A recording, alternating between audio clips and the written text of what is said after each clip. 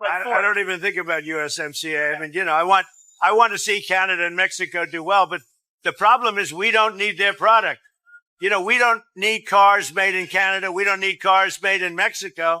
We want to make them here, and we could have it or not. It wouldn't matter to me. I think they want it. I don't really care about it. Irrelevant to me. Canada would love it. Canada wants it. They need it because we don't need Canada product. You start to put together blocks of like-minded countries on different issues. Canada can play a role there. We're one of the countries playing a role, and we'll continue those discussions. We're moving forward. We're in a very challenging time right now across the country, especially with what we're facing with south of the border. 2025 was about reacting to what is happening in the U.S. 2026 will be about being proactive, having a plan. 400,000 Canadian auto workers, 26% of every barrel of oil Americans burn, and a July deadline that is now less than 5 months away. Those three facts are sitting on Mark Carney's desk right now, and Donald Trump just made a move that forced him to decide whether to use them. According to a report published by the New York Times this week, the Trump administration is privately exploring something that would have been unthinkable 2 years ago, a North American trade deal that excludes Canada entirely. Not a renegotiation, not a tougher deal, but a U.S.-Mexico arrangement that simply removes Canada from the room.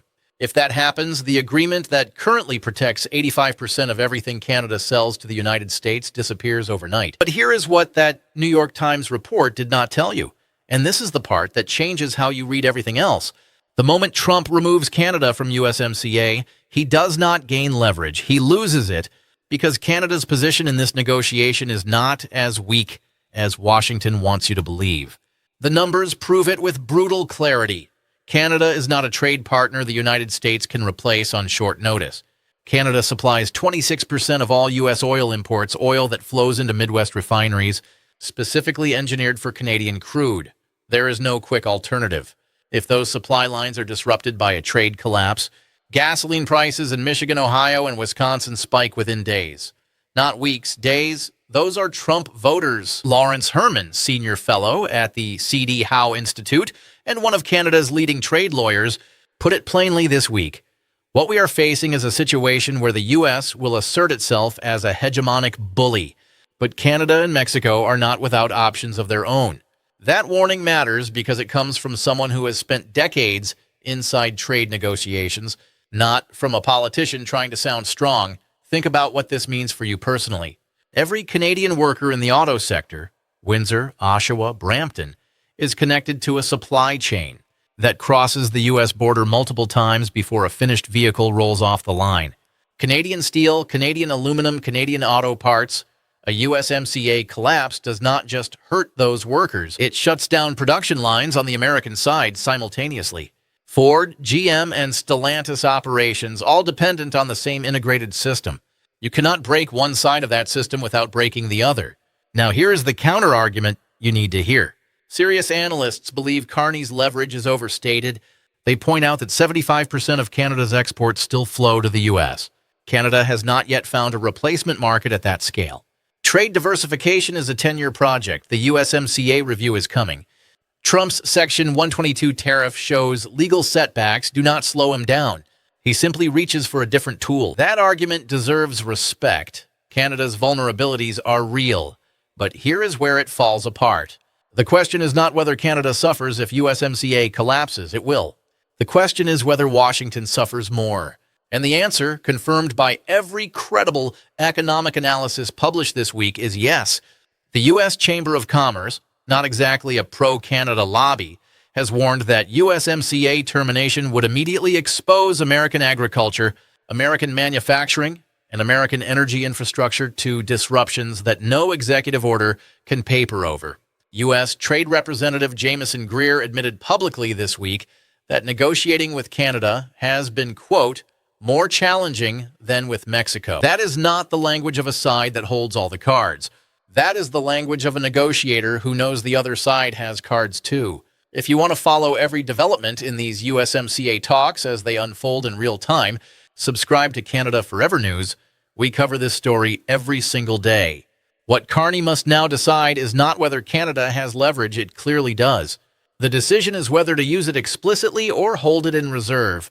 Ottawa's current approach, calm, strategic, publicly committed to a trilateral deal, while quietly building European and Asian alternatives, is exactly right in principle. LeBlanc flew to Mexico this week and stood in front of cameras alongside his Mexican counterpart. To deliver a unified message, both countries remain absolutely committed to a three-party agreement. That united front matters because it denies Washington the ability to pick off Canada and Mexico separately. But here is the part that keeps trade economists awake at night. The USMCA Free Trade Commission, the body that is supposed to conduct the review, is not an independent institution. It is made up of the trade ministers of all three countries. There is no referee. There is no neutral arbiter. If the United States decides to table demands that Canada cannot accept, and Herman's analysis suggests that is exactly what is coming, Canada has no procedural protection. The review process gives maximum leverage to the largest economy in the room. That is the room Carney will be walking into before July 1st. Trump has already signaled his demands: dairy market access, removal of provincial liquor restrictions on American products, changes to Canada's Online Streaming Act, and underneath all of it, a structural demand that Canada align its trade posture more closely with Washington and less closely with Beijing. These are not small asks. Accepting them would fundamentally alter Canada's economic self-determination. Rejecting them risks a trade confrontation that Canada's diversification strategy is not yet ready to absorb. Mark Carney did not spend 30 years in global finance without understanding exactly what this moment requires. He knows that leverage unused is leverage wasted. He knows that the window between now and July is the moment when Canada's cards are worth the most. Before any deal is signed, before any concession is made public, before the political clock inside the USMCA review process starts its formal countdown. The moves Ottawa makes in the next 60 days will define the terms Canada lives with for the next decade. So here is the question that matters, and it does not have an obvious answer. Should Carney place Canada's energy and critical mineral leverage explicitly on the table now, making it unmistakably clear to Washington that a Canada outside USMCA is a Canada that renegotiates every resource supply arrangement simultaneously? Or does that kind of explicit threat accelerate the very confrontation Canada is trying to manage? One approach maximizes Canada's position before negotiations begin. The other risks turning a difficult negotiation into an open economic war. Which one protects Canadian workers better? And which one does Carney actually choose? Tell me what you think below.